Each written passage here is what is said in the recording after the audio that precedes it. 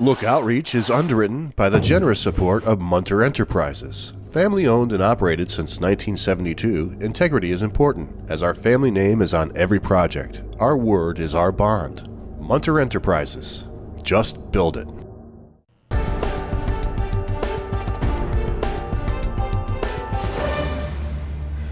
Welcome back, everyone.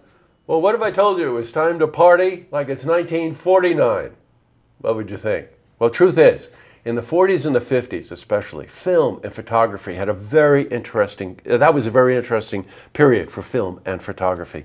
And the reason was that, quite honestly, there was not a lot of technology. There was no Photoshops and those kinds of things. Those artists really worked with shadow and light. And in the world of photography, an outstanding photographer was Bradford Smith.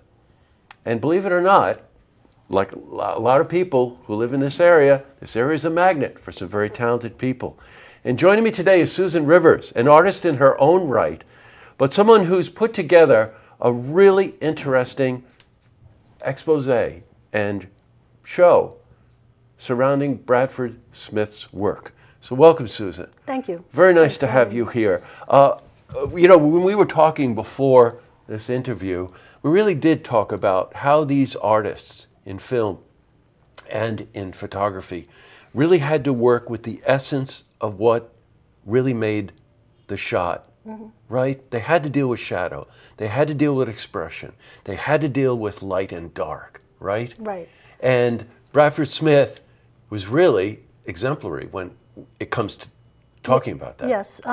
Brad's grandfather was a photographer, so Brad started photographing at 12 and developing his own photographs. I mean, that's a whole big aspect of it. Not only did he do some beautiful setting up and great shots, but then took it the next step and developed all his own work. Well, you know what? We're talking about something called the dark room, which right now you don't have anymore. But that you would hear frequently that in film and in photography, that the artist would have their shots, but then be able to take it into the dark room where it was another range of magic that happened in there.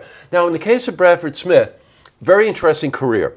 Started off as a really kind of a political photographer, working in the city during the LaGuardia, correct, administration, and shooting bridges and things like that. Decided that was too much work, was really taken with fashion photography, and then moved into the realm of fashion photography, where he worked his way up through the ranks and was contributing works to the major magazines of the times like Harper's and Vogue. Now that's really something. Yes. Now there's a lot of work from that period, correct?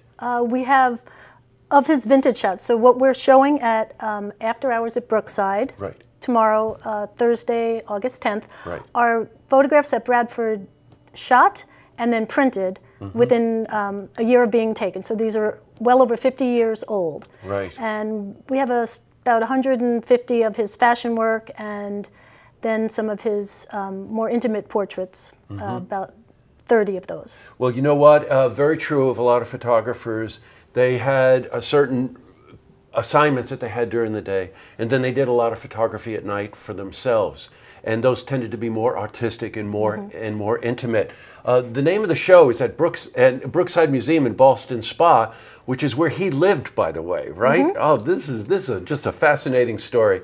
But Susan has put together a gallery show of his works, some from his days as fashion photographer, Harper's and Vogue, but also a collection of his private, more intimate photographs that he did after hours. And the name of the exhibit is After Hours, correct? Right. Oh, this is just fascinating. Yeah. I've seen a lot of the work, and Susan has put together a book, and that book is available.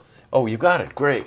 It's called After Hours, and she's also done some work based on some of his photography because you're a fiber artist. Right. Right, so we got some ties you've done? So this is worthy of another show, but we had some of his, there's technology now where you can have your own fabric printed. So we used some of his images. This is the West Side Drive, and we had that printed on fabric and have ties for the men, and for the ladies we have some lovely scarves. These are also some of his images. I think I'd like this scarf. So, and ladies and men. But we've had a lot of fun with the Bradford work. You know, I want to tell a story that you told me, that he was taking photographs of some famous models at the time. One of those models had the rather infamous last name of Bacall. And he had a bunch of photographs, beautiful artistic photographs he had taken of her, that her then-to-be husband decided that he didn't want published. Right. Can you tell the rest of the story? Well, Bradford, as Bradford tells it, he would allude to it being Lauren Bacall. He had photos of Betty, and Betty's soon-to-be husband did not want those photos shown, so he came a-knocking and said, "I want those photos," and Brad said no, and then he said, "I'll pay you," so Brad handed over the photos, and it was Humphrey Bogart, and Humphrey got away with most of the negatives. Brad says there were a negative or two left behind in the enlarger, so we're, as we go through Brad's stuff, we're always hoping to find that shot of Lauren Bacall. So we'll keep looking. You know, life is so interesting, and when you think about it, there's a photographer here who grew up in Galway, lived in Ballston Spa, spent many years in the city as a top-rated fashion photographer, has a collection of personal photographs that are just absolutely stunning, and was rubbing elbows with the likes of the Humphrey Bogarts and the Lauren Bacalls of the time. That is fascinating.